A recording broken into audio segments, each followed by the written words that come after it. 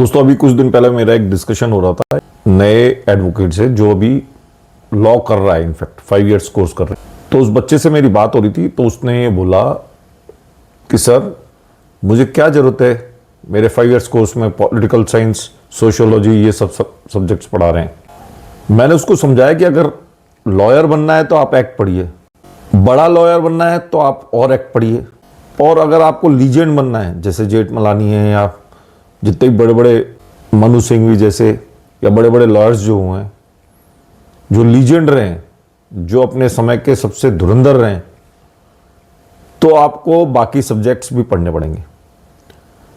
बाकी सब्जेक्ट्स में आपकी लिटरेचर होगी, हिस्ट्री होगी, पॉलिटिकल साइंस होगी, सोशियोलॉजी होगी, मतलब जितना भी लिटरेचर आप पढ़ सकते हैं वो पढ़िए। जब आप उनको पढ़ेंगे तो आप एक्ट के बाहर काम बोल पाएंगे,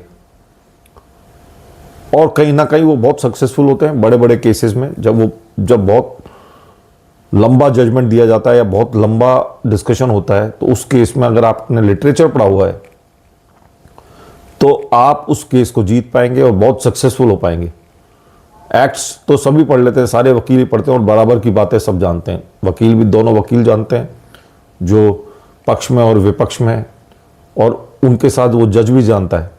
पर जब लिटरेचर की बात होती है तो वो सिर्फ एक बंदा जानता है और वो बोलता चला जाता है और अपने क्लाइंट को जिता देता है।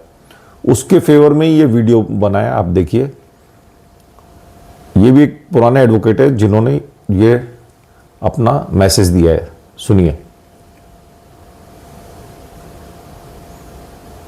A lawyer without history or literature is a mechanic, a mere working mason. But if he possesses some knowledge of law or literature, he may venture to call himself an architect. अब आपको इस video से समझ में आ गया होगा कि क्या डिफरेंस होता है एक लिटरेचर पढ़े हुए आदमी। वो एक एग्जाम्पल से बता रहे हैं, अगर आपने लिटरेचर नहीं पढ़ा, आपने हिस्ट्री नहीं पढ़ी लॉ के अलावा, तो आप एक मिस्त्री बन पाएंगे। पर अगर आपने लिटरेचर पढ़ा तो आप एक आर्किटेक्ट भी बन सकते हैं।